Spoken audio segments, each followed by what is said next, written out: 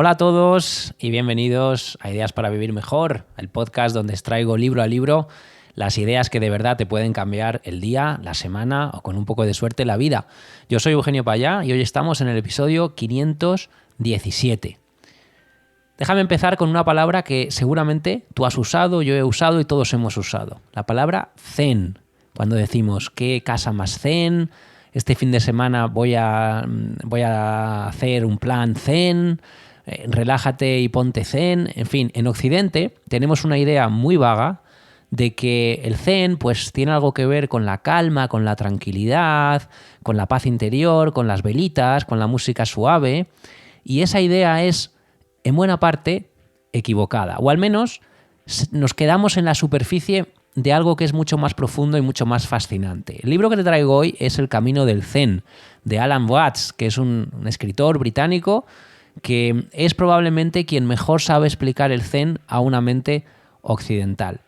El zen tiene fama de ser algo inexplicable, ¿no? Lleno de ideas abstractas, paradójicas, que a nuestra cabeza occidental, que está entrenada para querer definiciones claras y para buscar respuestas concretas, pues le cuesta muchísimo entender. Entonces, Alan Watts es el guía perfecto para este viaje. Así que ponte cómodo, ponte cómoda y vamos a por ello. Para empezar a entender el zen, tenemos que viajar a sus raíces. Y la raíz más antigua está en la filosofía china, en el taoísmo. Antes de empezar, una pregunta. ¿Sabes respirar? Supongo que me dirás que sí, porque llevas respirando toda tu vida. Pero explícame el proceso fisiológico exacto que te permite respirar. El intercambio de gases, los músculos que están implicados, la química de la sangre. ¿Sabrías explicármelo? Yo no sabría. O probablemente no sabría del todo. Pero nadie dice que no sabe respirar. Y lo mismo pasa con ver, con caminar, con digerir. Claro, esto es muy interesante. Sabemos hacer un montón de cosas cuyo funcionamiento exacto desconocemos por completo. Esto choca de frente con lo que aquí en Occidente entendemos por conocimiento, que es algo concreto, basado en hechos, algo explicable. Pero en cuanto entiendes esa otra forma de saber hacer sin saber explicar, has entendido la idea del conocimiento del taoísmo, que es uno de los grandes antepasados del zen. La fuente más antigua del pensamiento taoísta es un libro, el libro de los cambios, escrito en China hace miles de años. Este libro se usaba para adivinar el futuro. Era un oráculo que veía un patrón en un determinado entorno y lo interpretaba. Y podemos pensar que eso es superstición y que nosotros tomamos decisiones de una manera racional. Pero piénsalo, cuando tomas una decisión racional, ¿en qué momento exacto sabes que ya has reunido suficiente información como para decidir? Porque siempre, si lo piensas, siempre hay más datos que podrías recopilar antes de tomar una decisión. Siempre. Para tomar una decisión totalmente basada en hechos, tardarías tanto tiempo en juntar toda la información necesaria que el momento de actuar ya habría pasado. Por tanto, al final, nuestras decisiones se reducen a una sensación sobre qué opción es la correcta. Las buenas decisiones van a depender, por tanto, de una buena intuición, o como diría un taoísta, de estar en el Tao. Cuando estás en el Tao, tu mente está clara y tu intuición está funcionando a pleno rendimiento. Un ejemplo, no hay nada que tú puedas hacer para que los músculos de tu lengua saboreen mejor la comida. Simplemente tienes que confiar en que esos músculos, esas terminaciones nerviosas, hagan su trabajo. Pues con la mente pasaría lo mismo. La claridad mental y la confianza en las capacidades naturales de nuestra mente son el corazón del zen. Pero antes de llegar ahí, déjame dejar el taoísmo atrás y pasar al budismo, que al final es la segunda raíz del zen. El budismo tiene una imagen que es probablemente de las más famosas de la historia de las religiones. Es ese Buda debajo de un árbol meditando.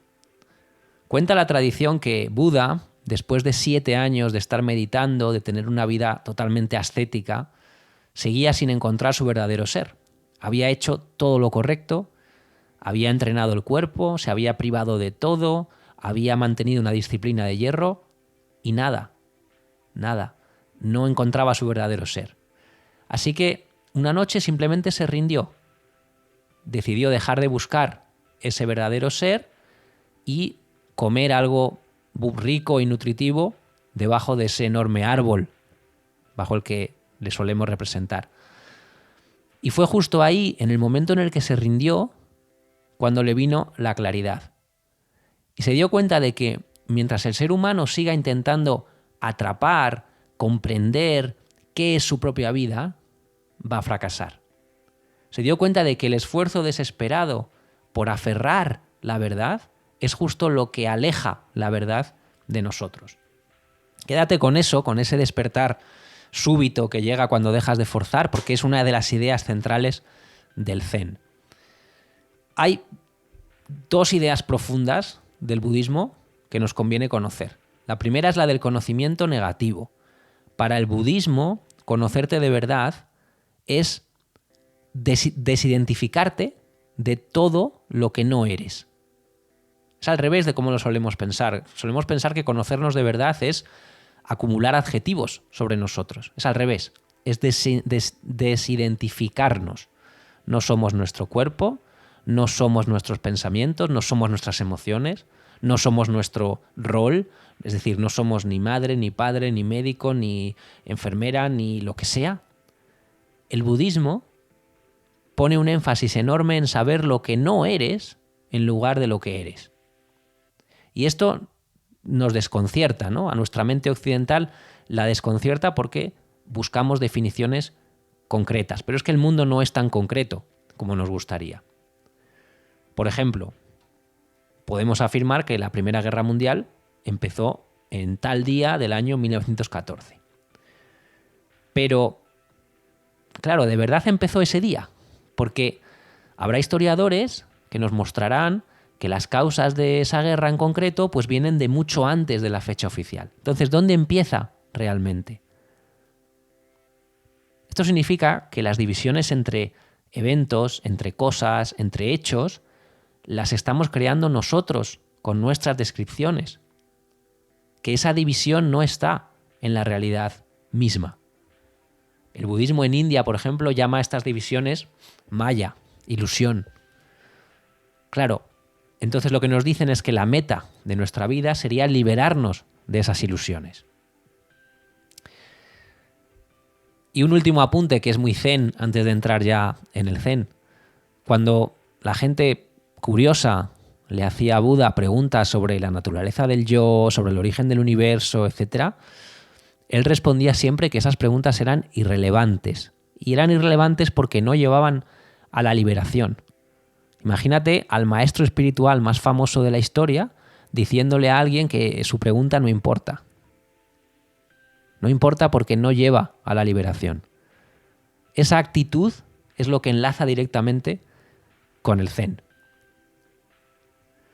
Hay una idea en el libro que viene del budismo Mahayana, que es una rama que se separó del budismo tradicional y que quería que la iluminación fuera accesible a todo el mundo en esta vida, y que dice, bueno, te la voy a explicar en varios pasos.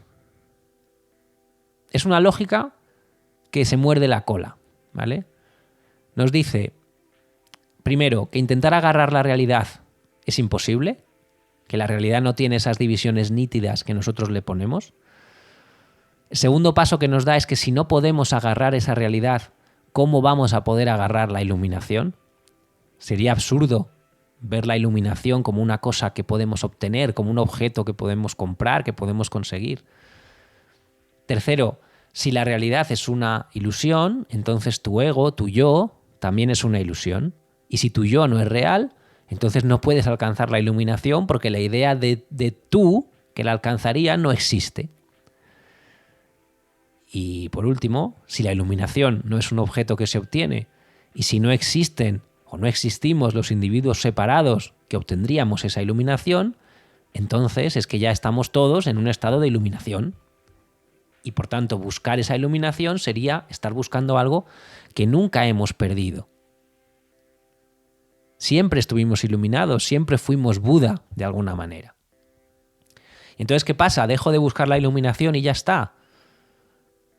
Acabas de caer otra vez en la trampa. Al intentar no intentar, sigues intentando, sigues movido por ese deseo de alcanzar la iluminación. Y eso da igual que la persigas o que no la persigas. Tanto si la persigues como si persigues no perseguirla, estás intentando cosas, estás movido por el deseo. Es un doble vínculo del que no se puede salir. Y sé que esto puede sonar a juego de palabras y puede sonar a que estamos dando vueltas sobre nosotros mismos, y en parte es así, pero es que lo que el Zen intenta hacer con este tipo de paradojas no es que las resolvamos con la lógica, sino que agotemos a nuestra mente lógica hasta que se rinda, como se rindió Buda debajo de ese árbol. Y en esa rendición, en ese soltar el esfuerzo de atrapar, es cuando va a aparecer la claridad.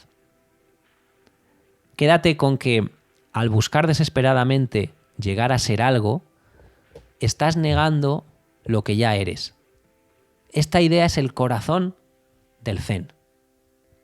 Déjame aterrizar todo esto en una serie de principios prácticos del Zen. Te traigo 3 cosas que puedes llevar a tu vida hoy. La primera, saber que solamente existe el presente. Un monje, Seng Chao, aportó una visión del tiempo que lo cambia todo. Nosotros en Occidente, si lo piensas, vemos la vida como una progresión. El día se convierte en noche, el invierno en primavera, una cosa lleva a la otra. Pero para Seng Chao, cada momento se sostiene solo y no tiene relación con nada anterior ni con nada posterior. En el Zen no hay más realidad que la del momento presente. Así, radicalmente. El pasado es un recuerdo ahora. El futuro es una idea ahora. Lo único que existe de verdad es este instante. Y aprender a habitarlo es media sabiduría Zen. La segunda idea que puedes empezar a aplicar es que tú y tus circunstancias sois inseparables. Imagínate que hace mucho calor en verano, como está haciendo en Madrid estos días, estás empapado de sudor y tú tiendes a pensar, claro, sudo porque hace calor. El calor es la causa, tú eres la víctima. Pues el Zen le da la vuelta. Dice que el sudor no es una reacción al calor, sino que el sudar es el calor. No estás separado de tus circunstancias, reaccionando a ellas desde fuera. Tú y tus circunstancias sois una cosa. Las circunstancias no le ocurren a un yo que está aparte. Existen porque hay una mente y hay un cuerpo, el tuyo, que es capaz de percibirlo. Y eso, la importancia que tiene es que disuelve esa sensación de ser una víctima de lo que nos pasa. No hay un tú separado al que el mundo le hace cosas. Hay un proceso único. No estás separado de las cosas que te pasan. Tú y tus circunstancias sois inseparables. Y otra idea que te puedes llevar también es que el yo es otra ilusión. Cuando te pido que te describas, normalmente lo que hacemos todos es que soltamos adjetivos. Pues yo soy tímido, trabajador o leal o lo que sea. O soltamos experiencias que creemos que nos definen. Pues yo estuve en no sé dónde, en tal año y estudié no sé qué y tal. Pero, ¿realmente alguno de esos descriptores que usamos es real en el sentido más estricto? La respuesta del Zen es que no. Nuestra mente, que es muy poderosa, como ya sabes, construye una versión simbólica de nosotros mismos. Construye, si quieres, una historia, construye un personaje que en realidad no existe como tal y que además no está conectada con lo que tu cuerpo y tu mente están experimentando ahora mismo. Por eso en el Zen, el tú real es sencillamente la suma de todo aquello de lo que eres consciente en este preciso instante. Ni más ni menos, te lo repito, el tú real es la suma, solamente la suma de todo aquello de lo que eres consciente en este preciso instante. Y esto desemboca en uno de los valores más característicos del Zen, que es la naturalidad, el no esforzarse por ser nada en concreto. El Zen lo que te propone en cierto sentido es permitirte no tener rumbo, no perseguir, el no hacer prácticamente. Nuestra mente occidental, en cuanto ha oído esto, estoy seguro de que lo ha calificado como pérdida de tiempo. Pero el Zen nos dice que ese no hacer, no perseguir, no tener rumbo, es el estado natural de casi todo en este planeta. Un gato, por ejemplo, no intenta ser otra cosa que un gato. Nuestros oídos no intentan hacer otra cosa nada más que oír. El Zen lo que nos dice es que dejemos que nuestra mente funcione igual, de manera espontánea y de manera tan natural como nos sea posible. Te cuento una historia. Un monje zen que se echa a llorar porque se entera de que se ha muerto un familiar cercano. Y un estudiante le recrimina porque, oye, no es propio de un monje reaccionar así, con tanto apego, ¿no? Y el monje le respondió: no seas tonto, lloro porque quiero llorar. Ahí está el zen. La emoción natural, la emoción espontánea es valiosa en tanto en cuanto es natural. No hay una pose de serenidad que mantener en ese momento. Hay que ser real. Llora porque quieres llorar. Un matiz para no malinterpretar esto. El Zen valora la espontaneidad, pero la espontaneidad no es hacer lo que nos da la gana, ni tampoco es rendirnos ante cualquier impulso. Nuestras acciones pueden seguir estando bien o mal en el sentido moral de siempre. Por tanto, la naturalidad del Zen no va de dar rienda suelta a cualquier capricho que tengamos, sino de eliminar los bloqueos mentales, ese exceso de cálculo, ese exceso de pose, para dejar que nuestra mente pueda operar en su estado más libre, en su estado más verdadero. Esto es una distinción un poco fina, pero es importante hacerla. Y luego el Zen se expresa, tiene formas de expresión, como por ejemplo la meditación, los acertijos, el arte. Déjame empezar por la meditación, lo que se llama el zazen. Si tú meditas, esto es contraintuitivo también, el Zen es muy contraintuitivo, como puedes apreciar. ¿Cuál es el objetivo por el que meditamos? Normalmente me dirías purificar la mente, vaciarla, alcanzar cierta comprensión de las cosas. Bueno, pues para el Zen todos estos objetivos son un error. ¿Por qué? Porque tu naturaleza ya es pura, ya es Buda. Así que si te esfuerzas en purificarla, la estás contaminando con tu deseo de purificarla. Lo que te dice el Zen es que ese esfuerzo que haces para meditar o esa intención que le pones a meditar está ensuciando el acto de meditar. Entonces, ¿para qué medita una persona dentro del contexto del Zen? Bueno, pues piensa en tu mente como un río que lleva agua turbia. Vas viviendo durante el día y ese agua mental se va enturbiando, se va llenando de barro. ¿Qué le pasa al agua turbia cuando la dejas quieta? Que ese barro se va posando en el fondo y el agua se aclara. Eso es exactamente lo que significa meditar en el Zen. Dejar la mente en paz para que se aclare sola. Por tanto, no es sentarte a intentar no pensar en nada, porque eso sería hacer un esfuerzo. Tampoco es concentrarte en tu respiración, es simplemente una conciencia tranquila de lo que sea que está ocurriendo en el aquí y en el ahora, sin ningún propósito, tú y el mundo, observándoos uno a otro y siendo uno. Otra expresión del Zen son los famosos koan, las preguntas acertijo imposibles, preguntas acertijos que no tienen respuesta lógica y que son los que los maestros Zen plantean a los estudiantes. Te pongo un ejemplo, ese que dice el sonido de una sola mano al aplaudir. O otro, un maestro que le dice al estudiante, saca las 4 divisiones de Tokio de tu manga. ¿Cómo se resuelve algo así? Pues por ejemplo sacando un pañuelo de papel y dividiéndolo en 4. En fin, el koan, esos acertijos no se resuelven pensando más, sino se resuelven a través de una mente espontánea, ágil. Y esa mente espontánea y ágil es precisamente la que la meditación zazen ayuda a alcanzar. ¿Para qué? ¿Para tener la respuesta correcta? No. Para alcanzar el estado mental desde el que respondes a esos acertijos. Y otra expresión de la cultura zen es el tema del arte. Hay una expresión que dice que una muestra vale más que 100 palabras, ¿no? Y no hay mejor forma de mostrar el zen que a través del arte. ¿Cuál es el gran tema de todo el arte zen? Me da igual que sea pintura, que sea poesía, sea lo que sea. El gran tema del arte zen es la vida sin rumbo, la vida sin meta. Eso que alguien de Occidente llamaría una existencia vacía, una existencia sin sentido. Eso para el zen es libertad sin límites. Y el arte zen lo que hace es evocar esa libertad usando sobre todo el poder del espacio vacío. Mira la pintura Sumie, se llama. Es caligrafía hecha con tinta negra y va variando el tono con más o con menos agua. Normalmente solamente se pinta una pequeña parte del lienzo y el resto se deja prácticamente vacío, con un poco de agua, ¿no? Con una suave aguada que se le echa. Y ese vacío, en este tipo de arte, cobra vida. Parece a veces niebla, a veces simplemente espacio, pero en el fondo es posibilidad. Y la parte más pequeña, que es la parte pintada, parece que surge de la nada.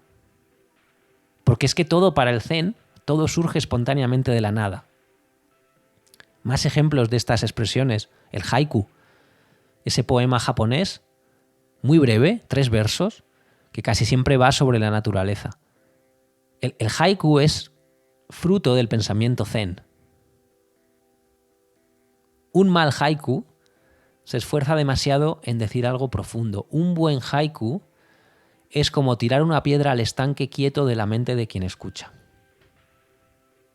Un buen haiku va a decir lo justo para evocar algo y va a dejar que la mente del que lo recibe haga casi todo el trabajo. Es el vacío otra vez haciendo su magia, igual que con la pintura. Si lo piensas, es lo mismo que los jardines zen. Los jardines zen lo que hacen es hacerte sentir la naturaleza sin recargarte de adornos. De hecho, se dice que un jardín zen bien hecho puede hacer que oigas un arroyo aunque no haya agua allí. Creo que el hilo está claro, ¿no? Pintura, poesía, jardinería, en todos el zen está usando lo que no está, es decir, el vacío, el silencio, las cosas que no se dicen, para traernos de golpe al momento presente. Ese al final es el camino. Déjame que te recuerde un poquito las ideas que hemos visto. Hay otro tipo de saber, distinto del conocimiento racional y a veces más sabio, que es el saber del cuerpo, la intuición, el Tao. Ese despertar, como le pasó a Buda, llega cuando dejas de forzar, no cuando aprietas más. No tienes que llegar a ser nada porque lo que buscas ya lo eres y perseguirlo es negarlo. Solamente existe el presente, tú y tus circunstancias sois una sola cosa y el yo realmente es una historia que te estás contando. Y la sabiduría está en la naturalidad, en dejar que el barro del agua se pose solo, en el poder de lo vacío, como nos expresa el arte zen. Sé que todo esto te ha podido sonar muy abstracto y este es un podcast para vivir mejor y un podcast bastante práctico. ¿Qué cosas te deberías llevar del episodio de hoy? Primera, deja de aplazar tu vida a un cuándo, ¿no? Seré feliz cuando consiga esto, cuando llegue ahí. El zen nos recuerda que lo único que tenemos es este momento, no el de después, sino este momento. Segunda cosa que me gustaría que te llevaras para tu propia vida, que sueltes un poco el esfuerzo ese de el llegar a ser, ¿no? Esa presión constante por convertirte en una versión mejor o más productiva o más lo que sea. A veces, como le pasó a Buda debajo del árbol, avanzas cuando dejas precisamente de apretar. Y tercera cosa que me gustaría que te llevaras, que persiguieras menos la felicidad perfecta, porque la comodidad solamente se entiende sobre el fondo de la incomodidad, igual que solamente sabes que estás a gusto en la cama porque antes estabas incómodo. Lo bueno y lo malo son dos caras de lo mismo, y perseguir solamente una mitad es perseguir un imposible. Soltar esa persecución imposible ya es en sí mismo un enorme alivio. Así que el reto que te lanzo hoy es el siguiente. una vez al día, párate un minuto a no hacer nada. Nada de verdad. Sin móvil, sin objetivo, sin intentar relajarte, sin intentar meditar. Solamente siéntate y deja que el mundo pase. Como quien deja que esa arena del río se vaya posando en el fondo. Y no esperes nada de ese minuto. Porque precisamente por no esperar nada, a lo mejor encuentras algo. Bueno, un pequeño apunte antes de despedirme. Esto que te he contado sobre el Zen es una tradición filosófica, contemplativa, que tiene muchísimos siglos. Lo que hemos hecho hoy apenas es asomarnos un poquito a la ventana de la mano de este libro de Alan Watts. Si algo de esto te ha resonado, te animo a que te leas el libro entero con calma, porque es de los que necesitas que se posen los aprendizajes despacio, como esa arena en el río, en el agua, ¿verdad?